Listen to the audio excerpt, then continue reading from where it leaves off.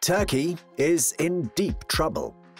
The lira is still shaking the Turkish economy, while the inflation rate is hovering around 20%. Will Erdogan's unusual style in tackling the crisis save Turkey from total financial collapse? Will Erdogan's economic policies rattle his voters' base and cause him to lose the upcoming elections in 2023? What on earth is he doing to the interest rates, and why experts are skeptical? Stay tuned to get the answers. Welcome to the World Econ News. Don't forget to subscribe to our channel, like this video, and hit the notification button to get updates and information about the latest international economic news items. Before we jump into the economic crisis that is storming Turkey and making serious headlines globally, allow me to tell you a bit about the country. Turkey is a secular republic with a population of 85 million. Nearly 98% of its citizens are Muslims. It has a very rich history, heritage, and culture. Its people are friendly and welcoming. Before COVID-19, more than 20 million tourists visited Turkey annually. Turkey is also a heavyweight member of NATO. It's been a member since 1953, and it is seeking membership in the European Union. If it succeeds in joining the EU, it will be the first Middle Eastern Islamic country to join the bloc. The CIA classifies Turkey as a developed country. Indeed, over the past 20 years, it has become a developed, rich country. Russia even suggests that it might be admitted to the G7. Meanwhile, some international organizations, politicians, and economists classify it as a newly industrialized country. However, Merrill Lynch and the World Bank describes it as an emerging market economy. Much of Turkey's economic and financial progress can literally be attributed to one man, its current president, Erdogan. He has been in power for almost 20 years, and no, he's not a dictator. He's in power because he wins elections. He first started out as a prime minister in 2003 and later became president. Erdogan was always in politics. However, in his early days, he was also a famous professional soccer player and a successful businessman. So what's the whole fuss about the Turkish economy and its currency, the lira? The media in the East and the West alike covered the topic heavily, especially in 2020 and 2021. The discussion was more about Erdogan than the unique economic situation. The economic crisis in Turkey was already brewing before COVID-19. However, the situation prior to COVID-19 was under control and the lira was still strong. The crisis began in 2017 after Turkey purchased from Russia in a multi-billion-dollar deal the S-400 mobile surface-to-air missile system. Immediately after that, the US administration slapped some sanctions on Turkey. The sanctions mainly targeted Turkey's defense industry. However, the USA later imposed 50% tariffs on Turkish steel and aluminium exports, and the EU followed suit. The move by the US and the EU was calculated and designed to hit the Turkish economy hard in a short period of time. Indeed, the Turkish lira began to lose value as early as 2018. The average lira value to the US dollar in 2017-2018 was around 4. For most of 2019, it was around 6. In 2020, around 7, and as of mid-2021, it reached 10 or more. However, it's holding around 10 or above, but most likely in the 10-13 lira for $1 range.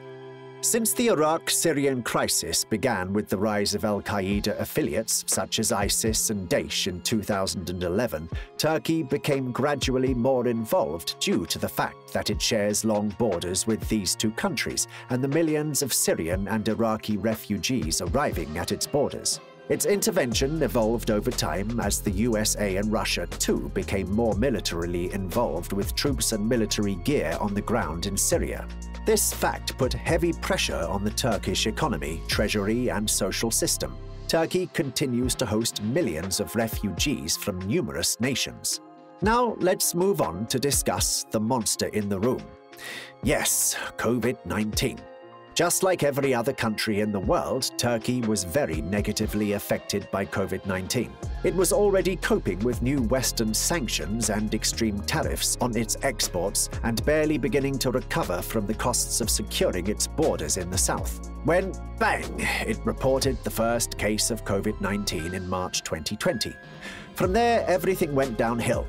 Its currency went into a steady dive, businesses could no longer pay off their debts, exports decreased while imports increased, its reserves of US dollars began to deplete, it began to struggle with purchasing bonds that reached maturity, it was forced to lower the interest rate several times, foreign investment declined, its big businesses and firms which have a tendency to borrow in US dollars became unable to pay off loans due to the lira depreciation, it began rolling out incentives and aid packages using its reserves, the global supply-demand crisis hit it hard, prices began to skyrocket, the important tourism industry came to a complete halt, and inflation kept going up and up. Yet its economy continued to grow. In 2021, its economy grew by a stunning 11.6%, and the unemployment rate went down from a high 14% in 2020 to 11% in 2021, which is closer to the average rate of 8 to 10%. Nevertheless, this economic growth and decrease in unemployment did not translate into less inflation. By the way, inflation in 2021 hit a whopping 20%, which is very, very high, and the lira seemed to fluctuate around the same exchange rate of 10 liras to $1 US. It even briefly hit 18. The Turkish government implemented many measures to increase the value of the lira and to stem inflation. Here's a recent example. Turkey's central bank vowed that it would make up for losses incurred by holders of lira deposits should the lira's declines against hard currencies exceed interest rates promised by banks. However, the Turkish lira is still depreciated and inflation is stubborn. So where is Turkey now, and where is it heading? Turkey is currently in the state of stagflation, aka recession inflation, which is a situation in which the inflation rate is high, the economic growth rate is slower than desired, and unemployment is high. Stagflation is a serious and complex dilemma because any actions by the government that are intended to lower inflation, such as increasing the interest rate among others, may exacerbate unemployment at an unprecedented rate. This might explain why Erdogan refuses to take such action. He even lowered the interest rate recently. He also elaborated that according to Islam, it's forbidden to cause unemployment intentionally. He also added that his policies are not unorthodox since the situation in Turkey is unique and requires unique solutions. According to experts, he's right. His style in dealing with the crisis is not out of this world, nor is he making stuff up.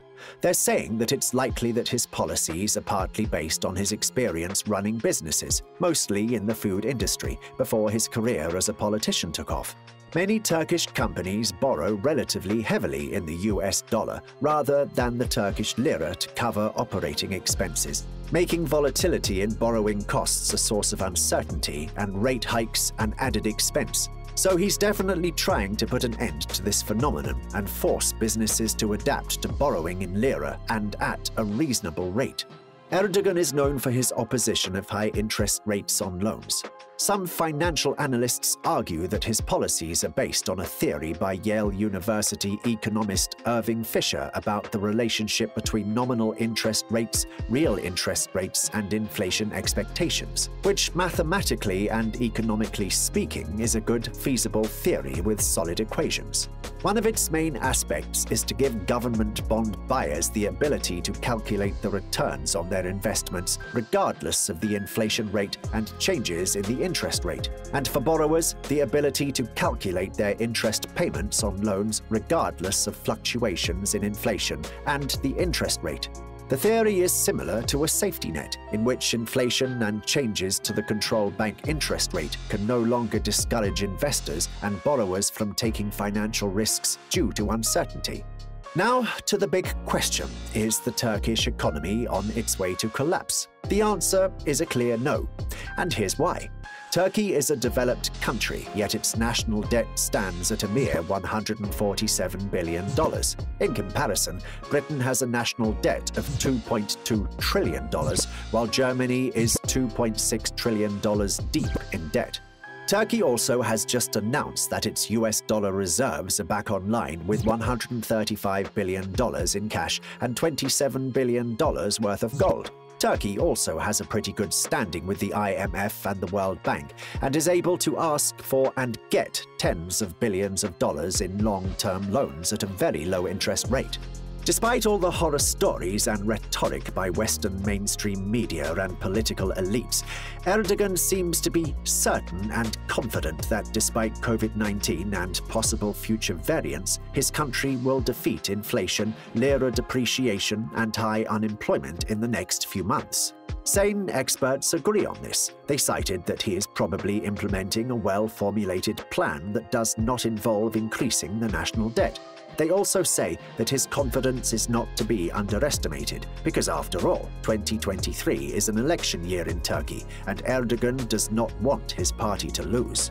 Would you like to learn more about what influences the world economies and global financial flows? Click on one of the videos that showed up on the left or go to our channel to find other interesting topics. Take care, and we'll see you next time.